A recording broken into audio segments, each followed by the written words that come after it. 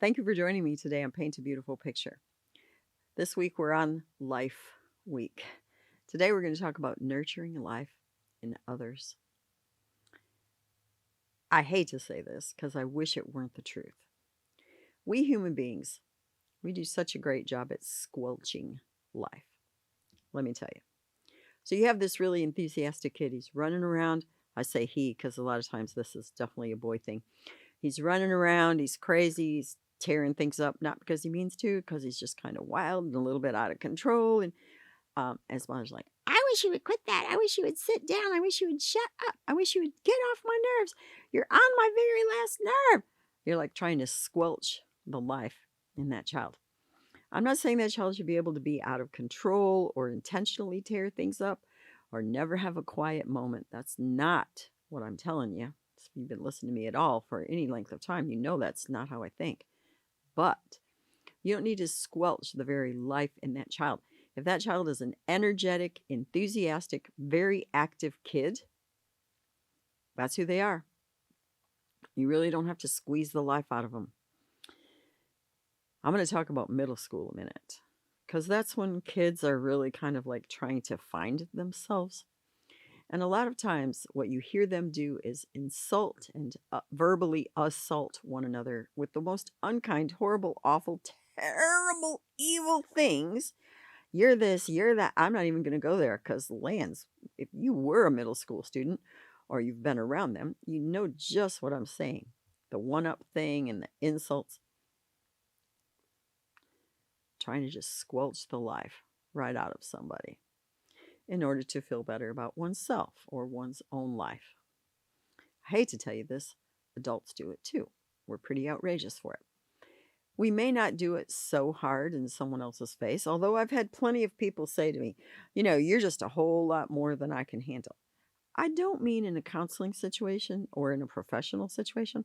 I'm talking people who called themselves my friends. I'm talking my siblings. I mean, even my mother. Well, you don't need to be that intense. You don't need to be. You shouldn't be. They're just trying to squish the breathing life right out of me. Okay? I know what that's like, and I've seen it plenty. If you've experienced that, I would like to say to you, I'm really sorry, because it doesn't feel good. When someone's always talking about you behind your back to other people and putting you down, that's also trying to kill you off, like taking the life right out of you. We may not be quite as great at nurturing life in another human being as we think, even our own kids. When we nurture life in them and we foster in them who they really are, even if they're far noisier and far more excitable and far more active and enthusiastic than we ever were, we're fostering their life as they were created to be. I just had a talk with someone. Do you know what? Your personality is what it should be. If you're very shy, quiet, kind of reserved, there's nothing wrong with you. If you have this very enthusiastic, talkative, creative sibling, don't let anyone say, oh, you should be a lot more like your brother. You should be a lot more like your sister. No, you should not be. You should be a lot more like yourself. Because every quilt I've ever made has amazingly special characteristics. Every little critter I've ever crocheted, every baby sweater, every painting, every single thing I have ever created had its own unique beauty. When God creates us, He says, oh, this is good. Every single one of us, our personality is good. It doesn't mean we don't have things to change or things to improve. Don't misunderstand me. But who you are in your essential nature as a giver, as a receiver, as a talker, as a quiet person, as a person who's very generous, as a person who's more stingy, more protective of themselves and their things. Essentially, at the base of yourself, You are a good personality. God made you like that. Okay? Don't try to be somebody else. That's a setup for misery. Don't let someone try to kill the parts of you that are who you are. Let me tell you, this is not an excuse for wrongdoing. You don't go, well, I just was never cut out to be faithful. So I'm out in the street all the time because that's just who I am. Oh, that's not a personality issue. That's a character problem. Let's not get these mixed up. Okay?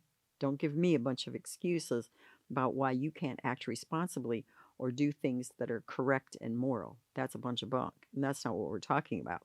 We're talking about personality. Okay? Don't try to kill or squelch your child's personality. Allow them to be who they are. And then when you really do, you give acceptance about that. That's when you can start to see change. Sweetheart, I know you're really shy. I know you don't like talking to people. Every single person in your class has to give a presentation. You've got to stand up there for 3 minutes and talk. You can do it. Just imagine that you're talking to me. If your teacher will let me, I'll come and sit in back of the class. I'll be there to give you moral support. Okay. But it is out of the acceptance at the very root of who they are that nurtures and fosters life in them, that it then gives them the freedom to change and develop. Okay. So you want to nurture that in your child so they can give it away. You want them to be a life force, a life giver, not a life taker or squelching it. So when you have, say, a 7 or 8-year-old, you hear them playing with their friends. You hear this little girl, your own daughter, saying, I don't really like you. I don't think you're very nice. And I can't believe you did this. And I'm not going to be your friend anymore. I'm not going to have you over. All of that is life squelching, not dealing with the problem in a productive way. Don't get in the middle of it while your daughter's friend is there. Leave it alone, but pay attention. After that child's gone home, you can say, if someone looked at you and said all of those things to you, try to repeat it, maybe in just the way she said it. How would you feel? Some children will be like, I wouldn't care. They could be really defensive. I don't care. However, they might start crying if they have a more tender heart. You say, instead of saying that, how do you think another thing you could have said was? Let them think about it a minute. If they really don't have an answer, it depends on who they are and how much training they've had, whether they'll have an answer for you. They might be able to say to you, I could have said, I didn't appreciate it when you said that to me. I didn't think that was very kind. That hurt my feelings when you talked to me like that. So you're dealing with the problem, but not attacking the person. Because attacking the person always takes life. Actually, dealing with the problem gives life, even gives assent to the value of their life and the importance of their life, because you're trying to give them the opportunity to improve relationships so their life is better. So you help a child understand they can nurture life in others. They can also nurture life in others by noticing what is good.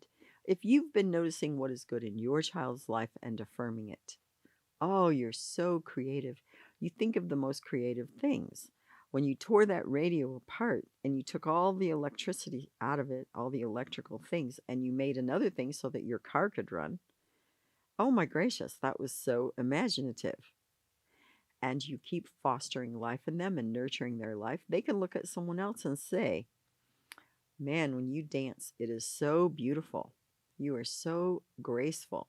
I can just see your thoughts and your emotions right through the movement of your body. That's really incredible. I actually had a friend in about 7th grade that was a genuine life giver. Her mom was, and I was always amazed at the way her mom spoke to her, and frankly, at the way she spoke to me, because that's what she had heard her whole life. That is the goal. You want your child to be a life giver, to nurture life in someone else. I will never forget this as long as I live. I look at pictures of myself, and I was really a cute girl, but I didn't know it. My girlfriend was not extraordinarily cute, but she did have an amazing body. Oh, my word. And she had long legs, really shapely. She was a beautifully shaped young woman. One day she put on these shorts. I don't really wear shorts much, but she put on this pair of shorts and this little t-shirt, and she said, man, my mama was right. I have the most lovely legs. Men are going to look at me and want to know me. That was her way of describing it. I was in shock. A, that she thought so well of her body. B, that she really understood that, that was okay, that she was so beautiful. And her mom actually told it to her. Wow, this was all foreign language to me.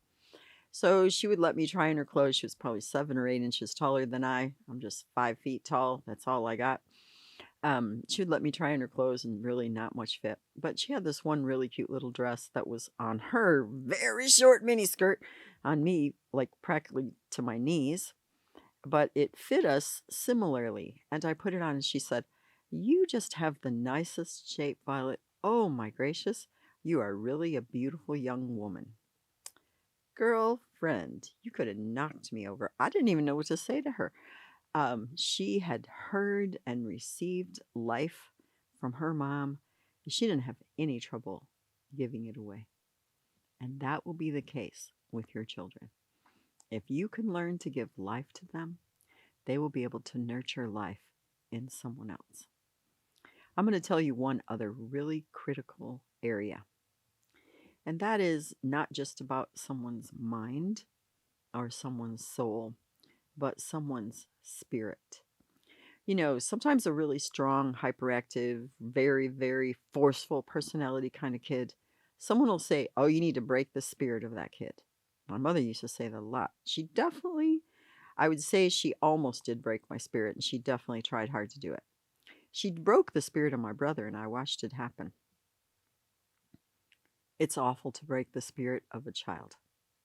I want you to know that. It's kind of like a wild horse. You don't need to break its spirit. You need to get it to control its spirit and allow it to come under your control at the right times. You want your child to learn how to submit to your authority and to get control of their own spirit, but you don't need to break it. If you can learn to do that, to mold that spirit and get a hold of that really strong, enthusiastic spirit, and get that child to get their own spirit under control, it is an amazing thing. And I know, so I have two of those. And hallelujah, I have a grandson that's very strong spirited. And I was also able to spend a lot of time with him as a little kid, and it happened with him as well. And when you do that, you really are affirming life. You are affirming the value of that very strong spirit rather than to crush it or kill it. And so you are nurturing life, and it allows them to share the abundance of that life force with others. I'm going to tell you something that Jesus said because it really matters to me. He said, "I came that you might have life, and life that is abundant." Okay? It's the difference between getting a plate with 2 slices of apple on it. That's it. Or getting a big piece of apple pie with vanilla ice cream on the top. One is and one is abundance. And our lives should be abundant. So I want you to nurture the life in your child. I want you to teach your child to nurture the lives of others. My question for you today is this: has anyone nurtured my life? Am I nurturing the life of my child? Have I taught my child to nurture life in others? This is a long challenge. It's not going to happen in a day or two. But in this whole week, in discussing life and the beauty of life, the fullness of life, the richness of life, I want you to start looking at nurturing life in others. It's been great having you with me today. I will look forward to seeing you again soon. You may find additional information on our paintabeautifulpicture.com website. Additionally, you may watch me on Rumble, and you may also listen to a podcast on Buzzsprout or Spreaker, all under the name Paint a Beautiful Picture. If you like this video, please give me a thumbs up. You may subscribe, and if you are interested in receiving notifications, please hit the notifications button.